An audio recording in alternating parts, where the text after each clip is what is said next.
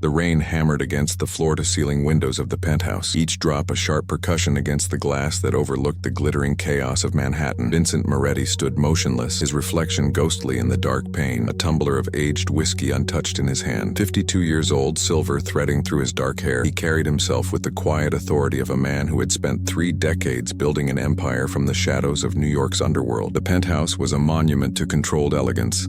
Leather furniture the color of midnight, abstract art worth more than most people earned in a lifetime, and a silence so complete it felt like a physical presence. Everything in Vincent's world had its place, its purpose, its order. He had built his organization on 3 principles: loyalty, discipline, and consequences. For 27 years, these principles had kept him alive and thriving in a business where most men didn't make it past 40. Tonight, one of those principles had been shattered. The manila envelope lay on his desk like a coiled snake. Vincent had received it 3 hours ago, delivered by his most trusted lieutenant, Tommy Russo. Tommy hadn't said a word when he placed it in Vincent's hands, just gave him a look that said everything. The kind of look that passes between men who've known each other since they were running numbers in Brooklyn as teenagers. Tommy's eyes had carried sympathy, anger, and something else. Disappointment, maybe. Or perhaps it was a reflection of Vincent's own feelings, mirrored back at him. Vincent had sent Tommy away and opened the envelope alone. 12 photographs, high quality, taken with professional equipment and patience. The first showed his wife, Sophia, entering a boutique hotel in the meatpacking district. She wore oversized sunglasses and a scarf despite the warm afternoon, a laughable attempt at discretion. The second photo showed her in the hotel's lobby, looking over her shoulder. The third captured her stepping into an elevator. The 4th through 12th photos had been taken through a hotel room window from a building across the street. Long-range lens, perfect clarity. Sophia and Marco Castellano, one of Vincent's mid-level associates, a man Vincent had promoted just 8 months ago, a man he'd invited to his home for dinner, a man who sat at his table and called him boss with apparent respect. Vincent had studied each photograph with the detached precision he brought to every business decision. He noted the timestamps, Tuesday and Thursday afternoons over the past 3 weeks. He observed Sophia's body language, the way she touched Marco's face, the intimacy that couldn't be mistaken for anything other than what it was. He noticed the hotel room details, expensive but not extravagant, the kind of place chosen for its discretion rather than its luxury. When he finished examining the evidence, Vincent had placed the photographs back in the envelope,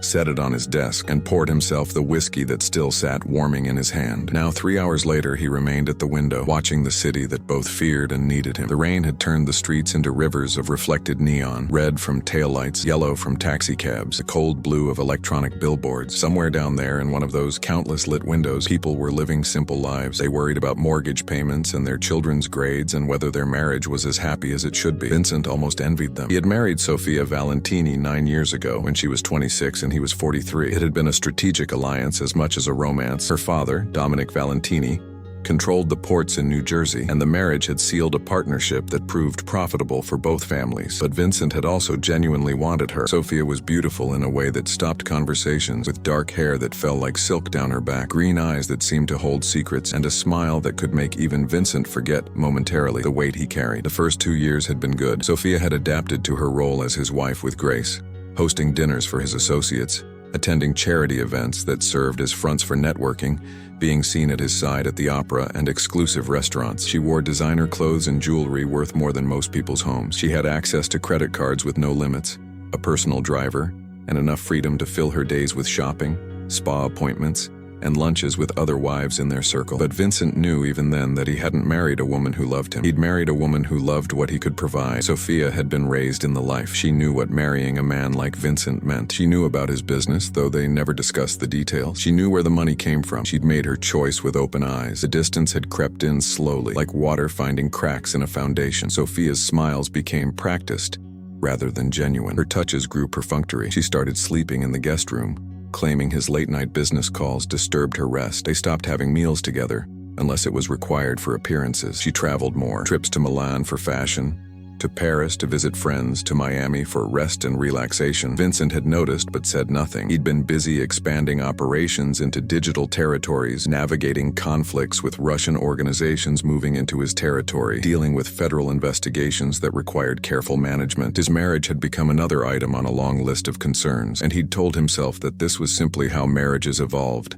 After the initial passion faded, he'd seen it in other couples in their world. As long as Sophia maintained appearances and didn't embarrass him, he could tolerate a distant wife. But betrayal was different from distance. Betrayal was a declaration of disrespect, and in Vincent's world, Disrespect couldn't be tolerated, not even from his wife, especially not from his wife. The sound of the penthouse door opening pulled Vincent from his thoughts. He heard the click of heels on marble, the rustle of shopping bags, Sophia's voice speaking to someone on her phone. She was laughing, that light, careless laugh that had first attracted him to her a decade ago. "I have to go," she said, still in the foyer. "Yes. Same time Thursday. Love you too." Vincent wondered if she was talking to a friend or to Marco. Did they say love you to each other? Had it progressed that far, or was this simply physical? A young, attractive associate providing something Vincent no longer offered. Sophia appeared in the doorway of his study, still wearing her coat, Chanel shopping bags in her hands. She looked surprised to see him home. "Vincent," she said, her smile uncertain. "I didn't expect you back so early." He turned from the window to face her, and something in his expression made her smile falter. Vincent was not a man who displayed his emotions openly. His face had been compared to granite, his eyes to ice, but Sophia had been married to him long enough to read the subtle signs, the absolute stillness of his posture, the way he held his whiskey glass, the quality of silence in the room. "Put your bags down,"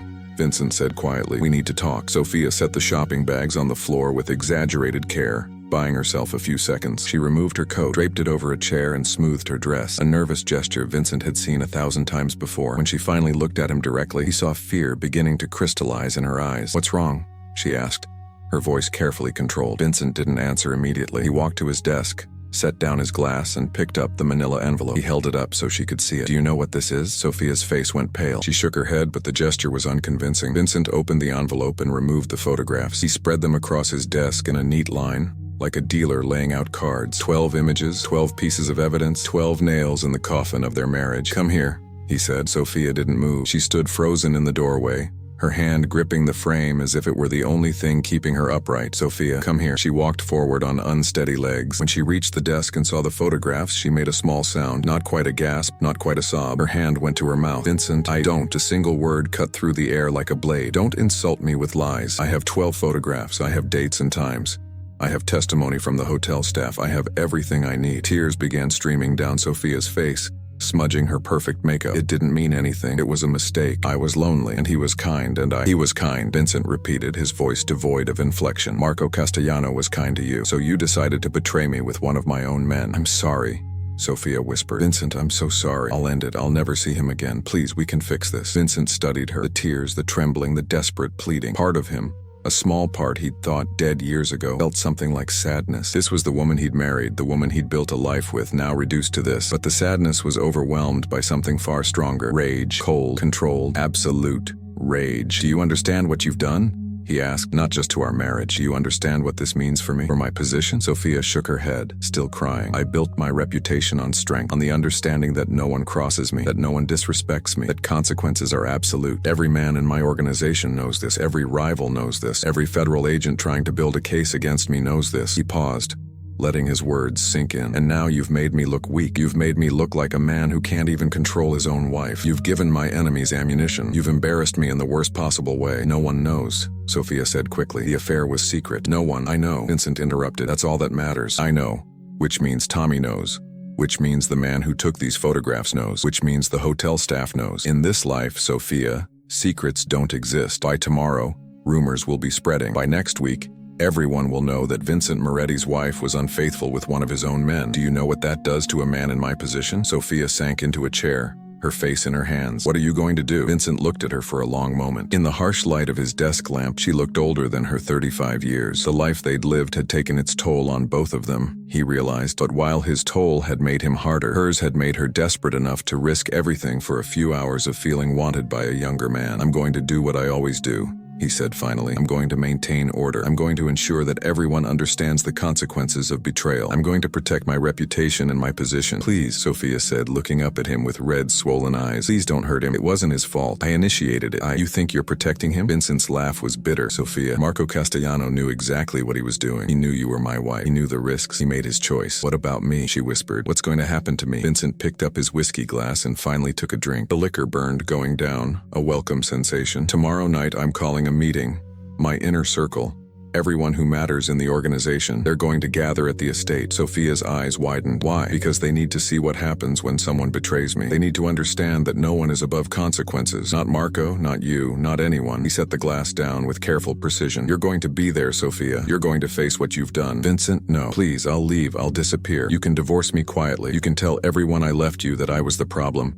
"You can know," Vincent said simply. "That's not how this works. You don't get to run away from consequences. You don't get to make me look weak by leaving. This ends on my terms and my way at my timing." He walked to where she sat and crouched down so they were at eye level. Up close, he could smell her perfume, the same expensive scent he'd bought her for their anniversary 2 years ago. He could see the fear in her eyes, real and raw. "I want you to spend tonight thinking about your choices," he said quietly. "I want you to think about the life you had, the life you threw away. I want you to understand that tomorrow night everything changes. For you, for Marco, for everyone who thought they could disrespect me without facing consequences." "Please," Sophia whispered one more time. Vincent stood up. "You'll sleep in the guest room tonight. Don't try to leave the penthouse. I have men outside. Don't call anyone. I've had your phone access restricted. Don't do anything except think about what's coming." He walked to the door of his study, then paused and looked back at her. She looked small in the large leather chair, diminished by fear and regret. "You knew who I was when you married me," Vincent said. "You knew what I was capable of. You just never thought it would be directed at you." He opened the door. "Now you know better." He left her there,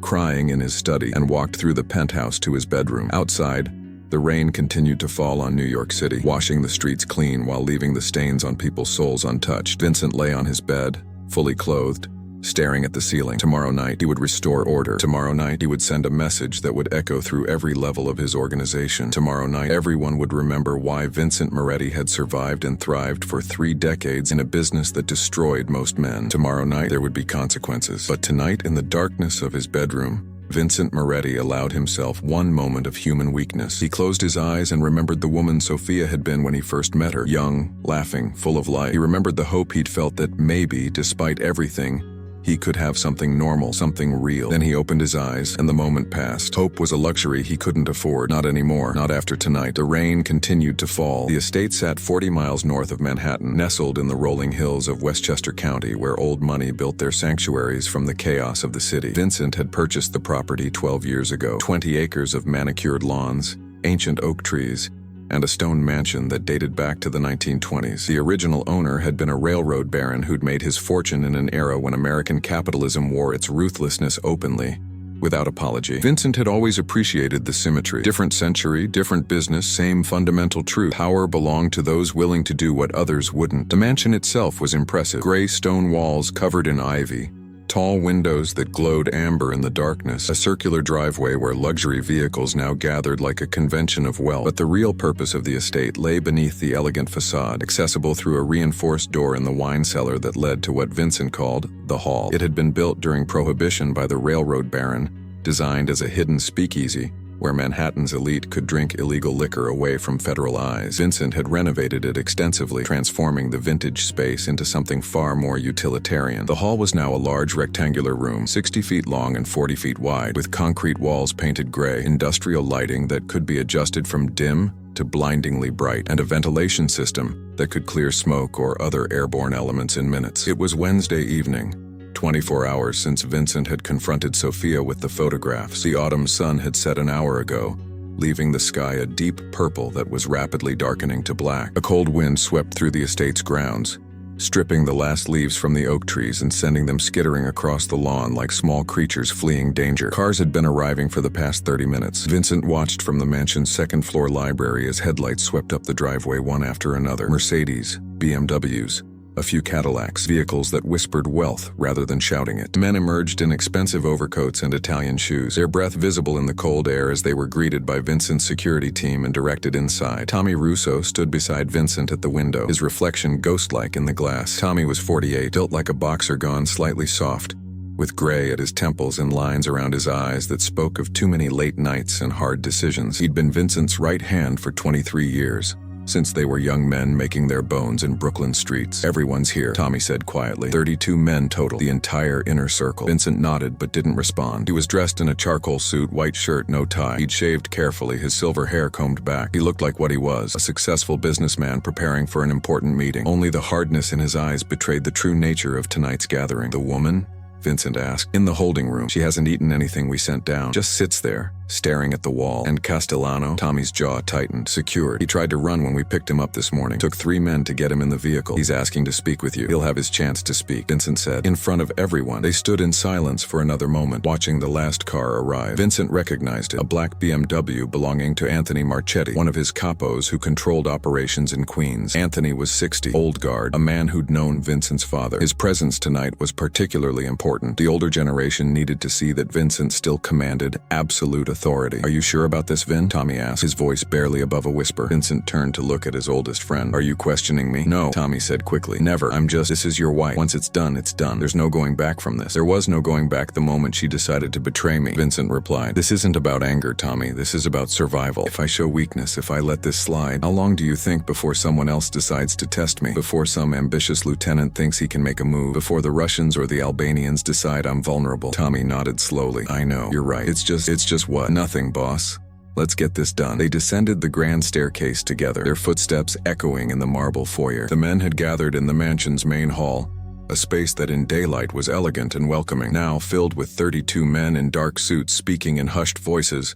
It felt more like a war council. Conversation stopped as Vincent entered. All eyes turned to him. He moved through the crowd, shaking hands, gripping shoulders, making brief eye contact with each man. This was important, the personal connection, the acknowledgement that each person here mattered to him. These were his captains, his soldiers, his most trusted associates. Some had been with him for decades. Others were newer but had proven themselves valuable. Gentlemen, Vincent said, his voice carrying easily through the hall. Thank you for coming on short notice. I know some of you traveled significant distances.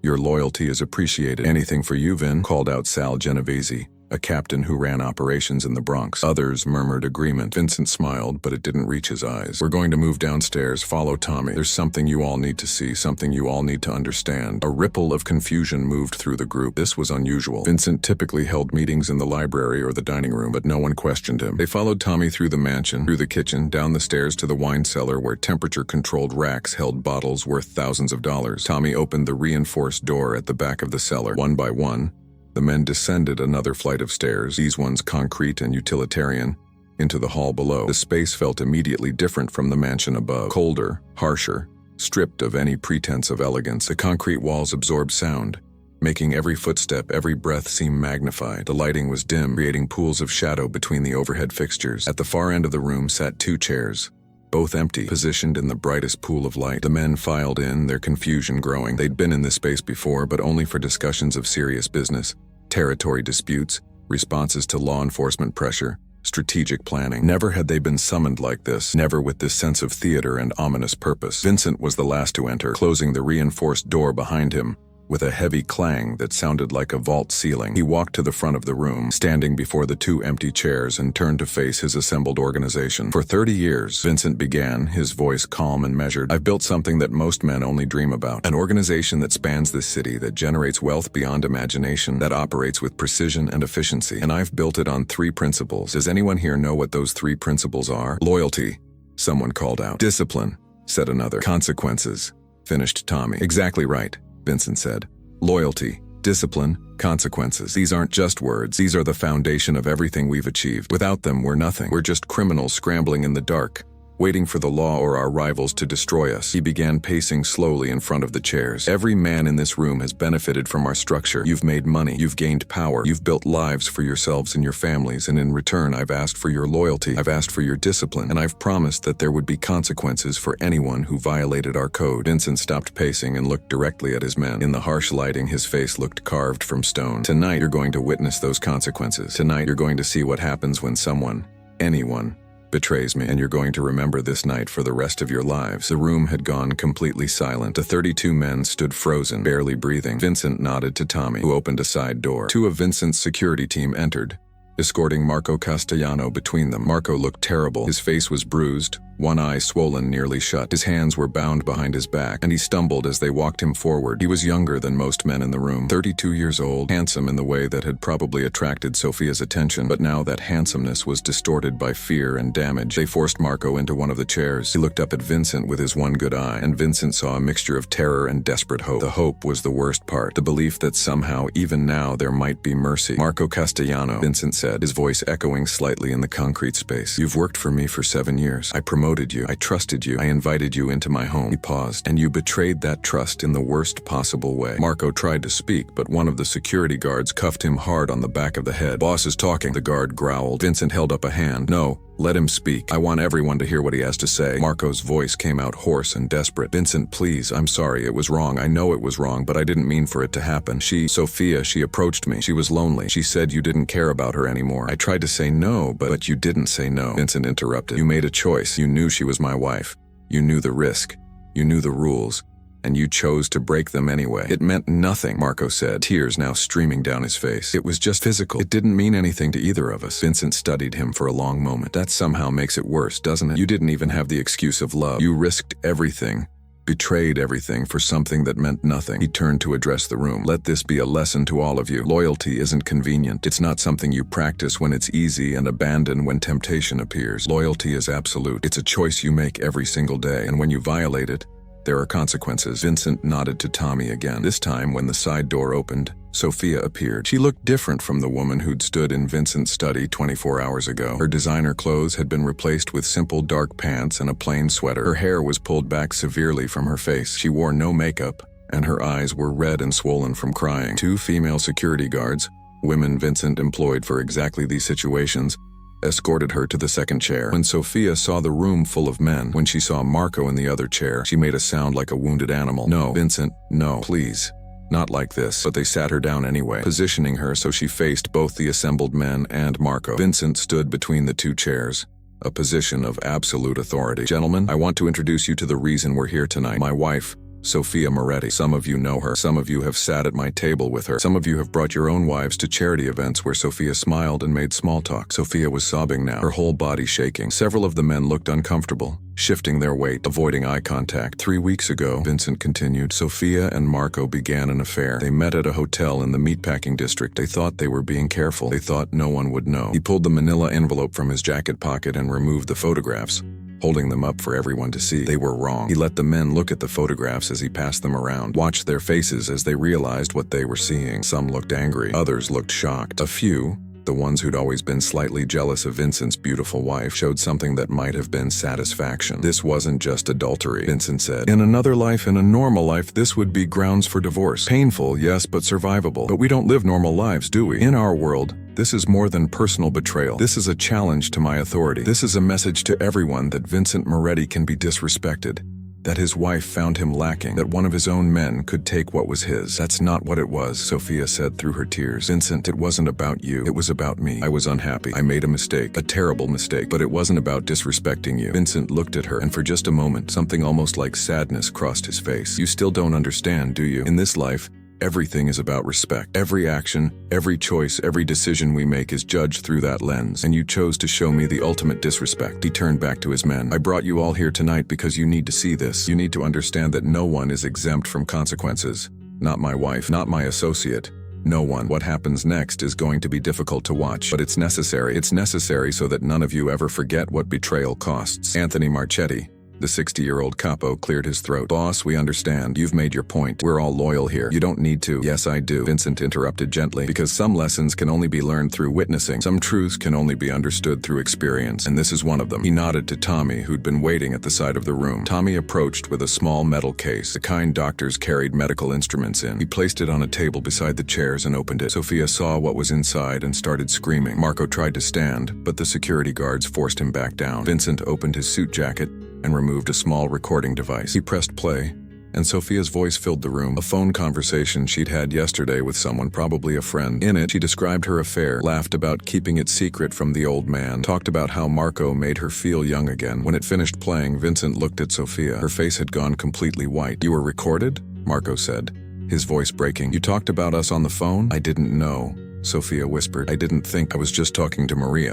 You thought you were safe, Vincent finished. You thought you could operate without consequences. You were wrong. He looked out at his assembled men, at the faces that ranged from horrified to fascinated to carefully neutral. What happens next will be remembered.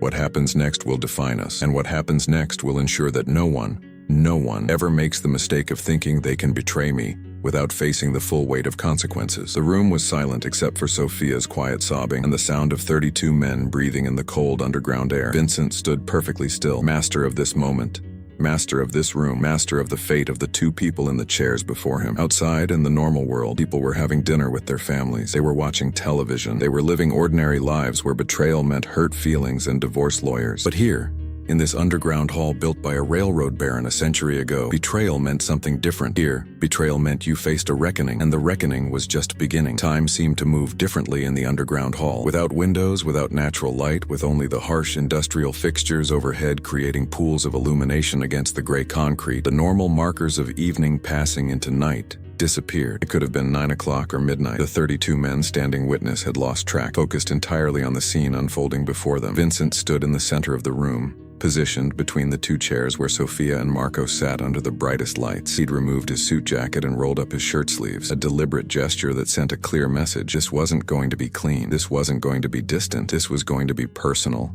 and direct. Tommy had positioned himself near the side wall, his face carefully neutral but his eyes alert. He'd seen Vincent handle difficult situations before, territorial disputes that turned aggressive, informants who needed to be dealt with, rivals who'd overstepped boundaries. But this was different. This was family. This was a line that, once crossed, would fundamentally change who Vincent was. The other men had formed a loose semicircle around the chairs, creating an arena of sorts. Some stood with arms crossed, faces hard. Others shifted uncomfortably, clearly struggling with what they were witnessing. A few, the younger ones, the ones who'd grown up in a more detached era of organized operations, watched with a kind of fascinated horror, like they were seeing something from another time. Marco had stopped struggling. He sat slumped in his chair, his bound hands behind him, his bruised face reflecting the acceptance of someone who'd run all possible scenarios in his mind and found no escape. His one good eye tracked Vincent's movements with the attention of prey watching a predator. Sophia had gone eerily quiet. After the initial screaming, after the recording had played, something had shifted in her. She sat rigid, staring straight ahead at nothing, her face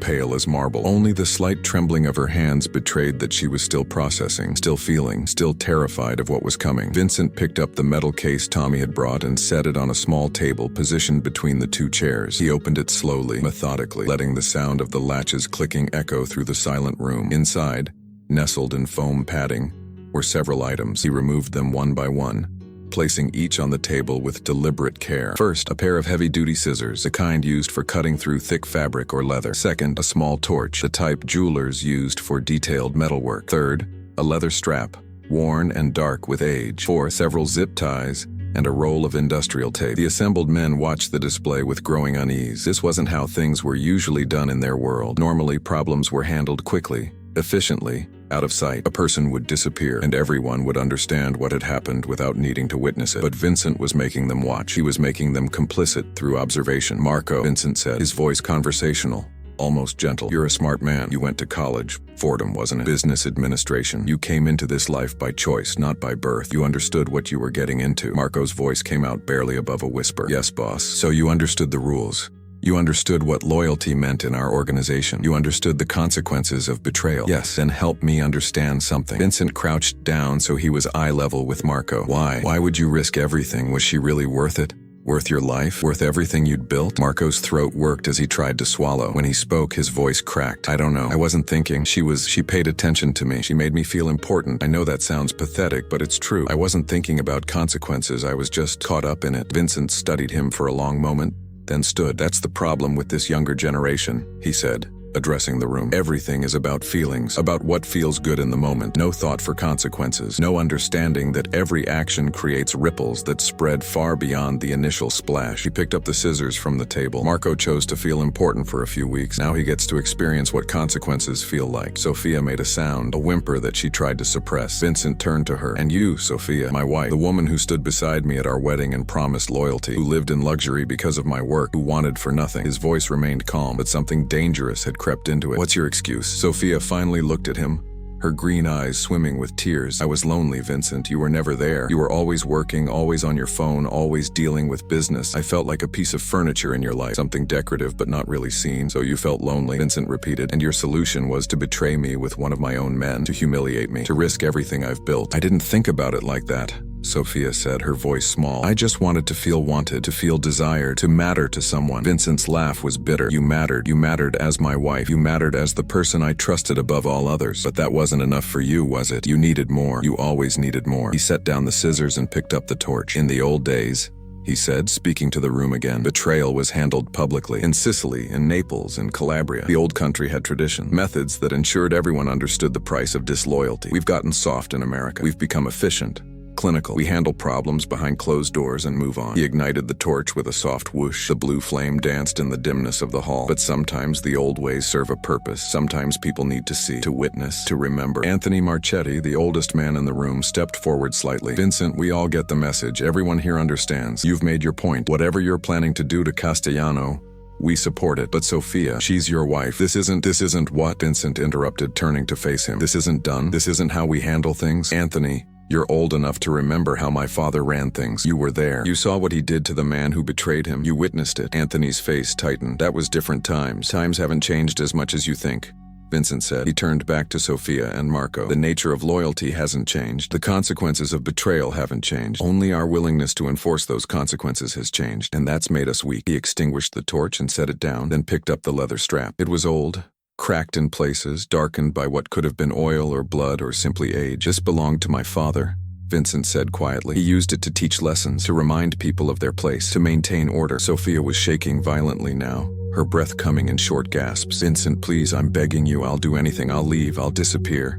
You'll never see me again. Just please, you'll never see me again. Vincent repeated. That's your solution. Run away. Escape consequences. Start over somewhere else, probably with money you'd steal from me on your way out. He shook his head. No, Sophia, that's not how this works. You don't get to walk away clean. He moved to stand directly in front of her chair. Do you remember our wedding? 9 years ago, October, at St. Patrick's Cathedral. 400 guests. You wore a dress that cost $40,000. We had dinner at the plaza. You looked me in the eyes and promised to honor me, to stand by me for better or worse. I remember, Sophia whispered. Did you mean those words, or were they just part of the transaction, part of securing your position as my wife? Sophia didn't answer. She couldn't. Vincent turned to address Marco. And you sat at my table.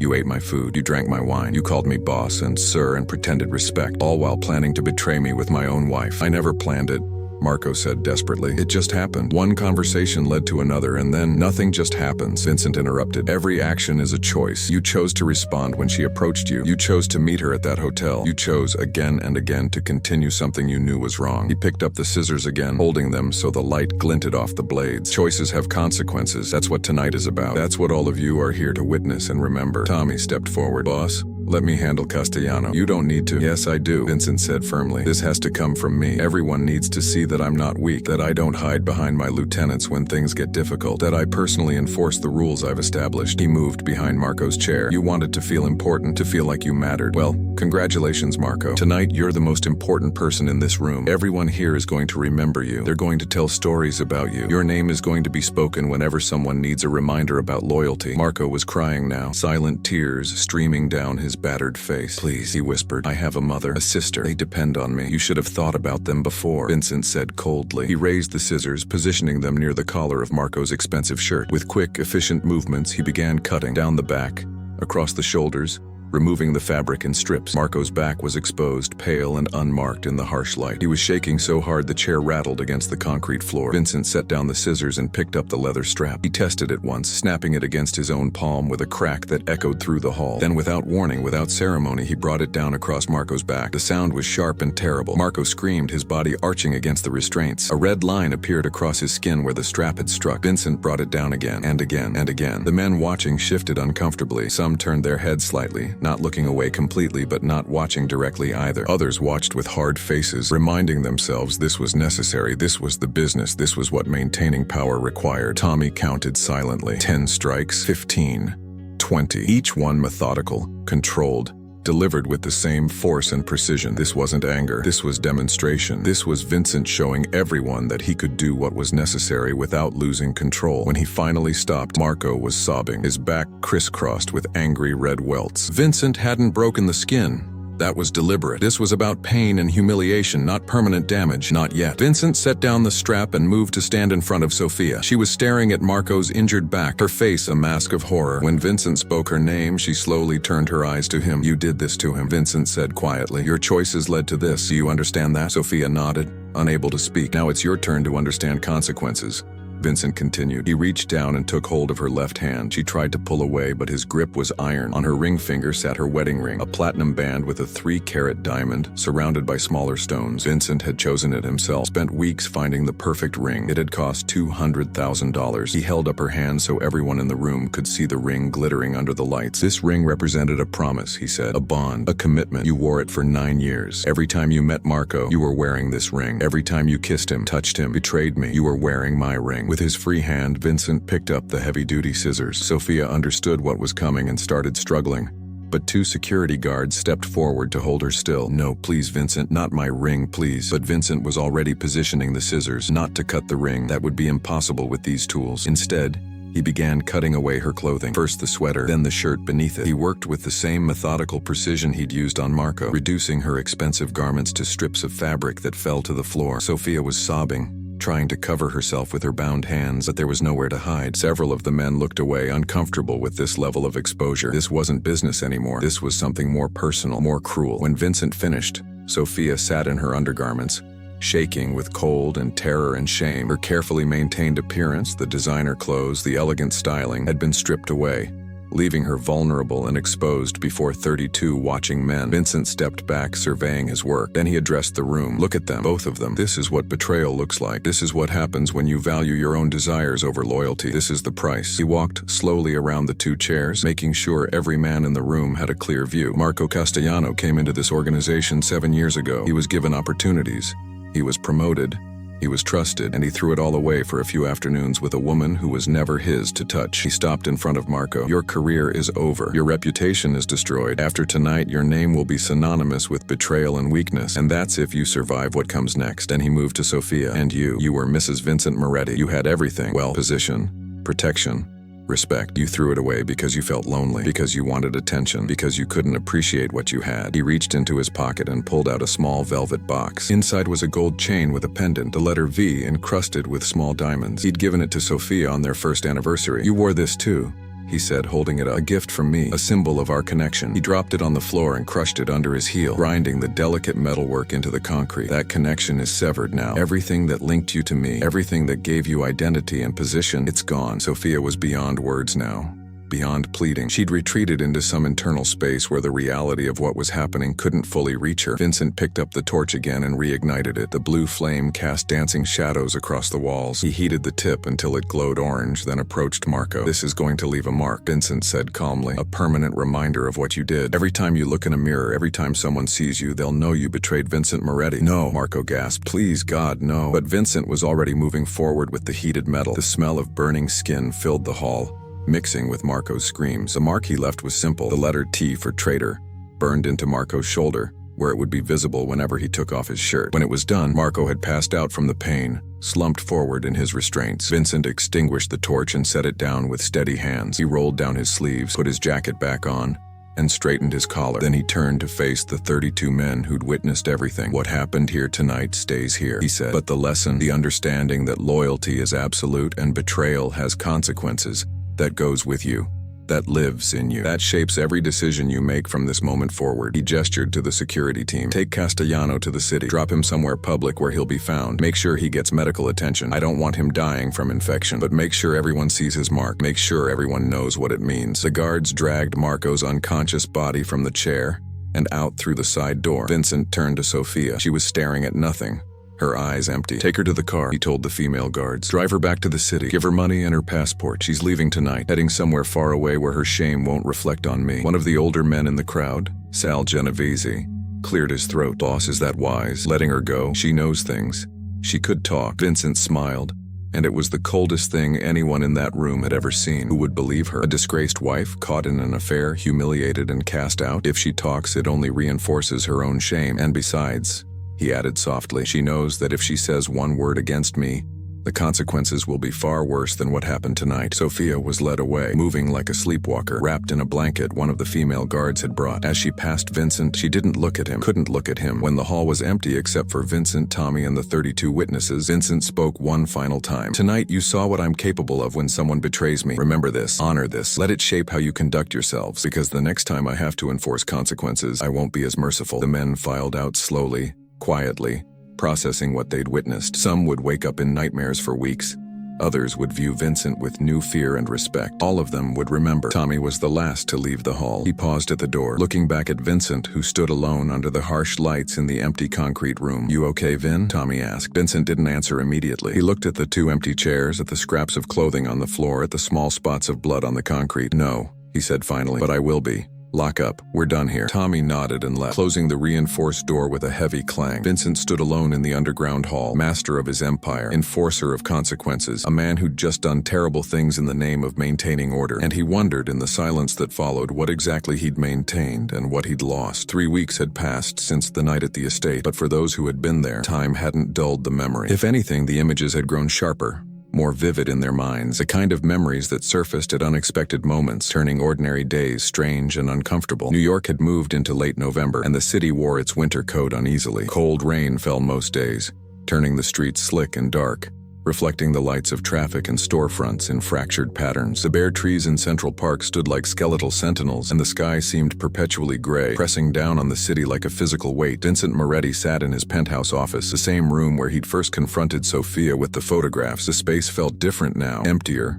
colder. Despite being unchanged, her absence was palpable, not because he missed her, but because the void she left behind was a constant reminder of what had transpired. He'd heard she'd gone to Spain, Barcelona specifically. One of his contacts had spotted her in a cafe near Las Ramblas, wearing dark glasses and looking thin, older somehow. She hadn't tried to contact him, hadn't reached out to anyone from her old life. She'd simply vanished into anonymity, which was exactly what Vincent had intended. Marco Castellano had recovered physically, though the scar on his shoulder remained, a permanent brand that marked him as someone who'd betrayed Vincent Moretti. He'd disappeared from New York 3 days after the incident. Rumor had it he'd gone west, maybe California, maybe Mexico, somewhere far from Vincent's territory. The mark ensured he'd never work in organized operations again. No one would trust a branded traitor. But while Sophia and Marco had physically left Vincent's world, their presence lingered in ways he hadn't anticipated. The penthouse intercom buzzed. "Mr. Moretti, Tommy Russo is here. Send him in." Tommy entered looking tired. The past 3 weeks had aged him. New lines around his eyes, gray spreading faster through his hair. He carried a leather portfolio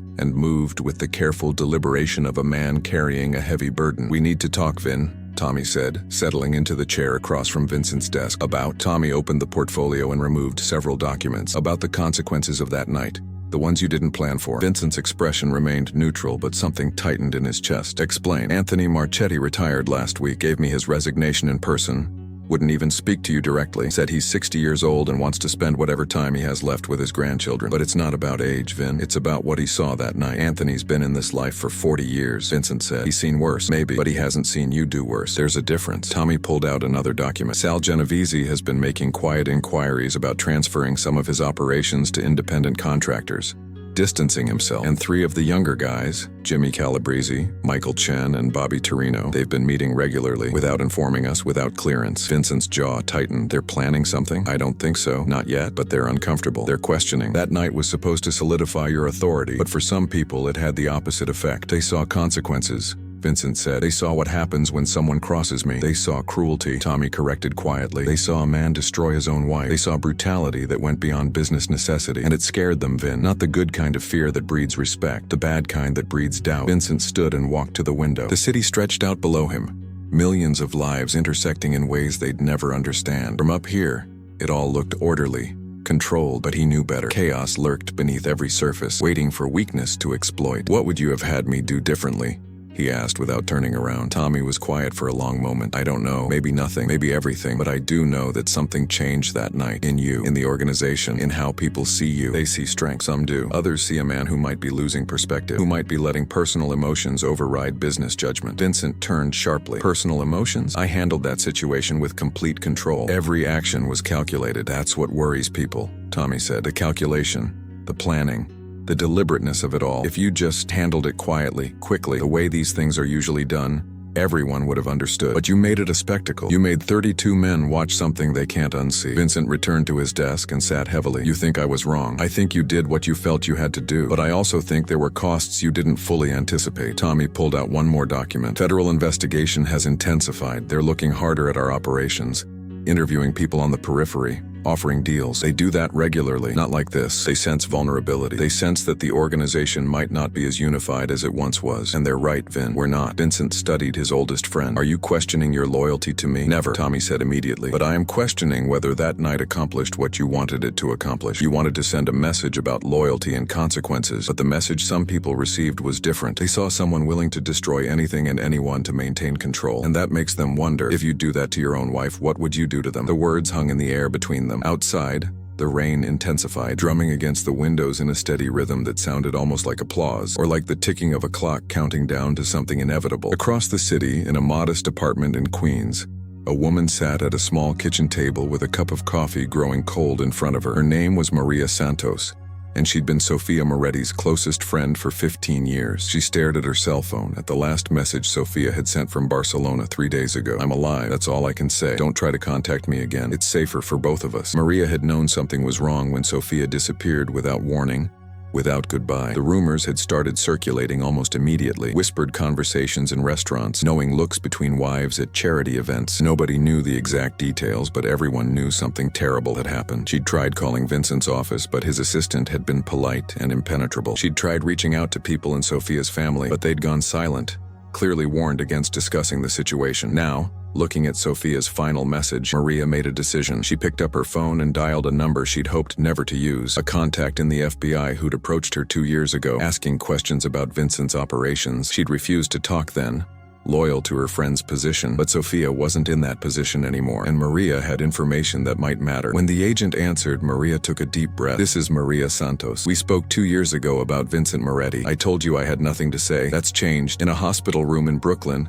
Marco Castellano sat on the edge of the bed, pulling on his shirt carefully to avoid aggravating the scar on his shoulder. 3 weeks of healing, but the mark still burned sometimes, especially when he thought about that night. His mother sat in the corner, her face drawn with worry. Where will you go? West? Marco said, keeping his voice steady. California, maybe. Start over. Find legitimate work. You can't run forever. I'm not running. I'm surviving. He looked at her. This woman who'd sacrificed everything to raise him after his father died. That mark on my shoulder? That's my scarlet letter. Everyone in this life knows what it means. I can never work in this world again, which means I need to find a different world. His mother stood and embraced him, and he let himself be held like a child for just a moment. When she pulled back, her eyes were wet. What happened, Marco? Really happened? He'd told her an abbreviated version. An affair discovered. Consequences delivered. But he hadn't described the underground hall, the assembled witnesses, the methodical cruelty of Vincent's demonstration. Some things a mother didn't need to know about her son's mistakes. I betrayed someone powerful, Marco said simply, and I paid for it. That's all that matters now. But it wasn't all that mattered. As Marco finished dressing and prepared to leave New York forever, he thought about the other men who'd been in that hall. Some of them had looked at him with contempt, others with pity, but a few had looked disturbed, even horrified by what Vincent had orchestrated. Those men were the wild cards. Those men might decide that Vincent Moretti had gone too far, had crossed a line from necessary enforcement to sadistic demonstration, and in an organization built on loyalty and respect, that kind of doubt was more dangerous than any external threat. Marco didn't wish Vincent well, but he didn't wish him ill either. He just wanted to get as far away as possible from the wreckage of his own mistakes and the man who'd made him pay for them in front of an audience. Back in the penthouse, Vincent stood alone after Tommy left. The rain had stopped, leaving the windows streaked and distorted. He poured himself a whiskey, his third of the evening, and considered Tommy's words. Had he made a mistake? Had the demonstration been too much, too theatrical, too personal? No, he refused to believe it. Weakness had to be rooted out. Betrayal had to be punished visibly, memorably. Otherwise, what was the point of having rules? But a small voice in his head, a voice that sounded suspiciously like doubt, asked a different question. Had he punished betrayal, or had he indulged in revenge? Had he maintained order, or had he satisfied his own wounded pride? Vincent silenced the voice with whiskey and willpower. He'd built an empire on decisiveness, on the willingness to do what others wouldn't. That night at the estate had been necessary. History would prove him right. His phone buzzed with a message from his attorney. Federal agents asking questions, increased surveillance.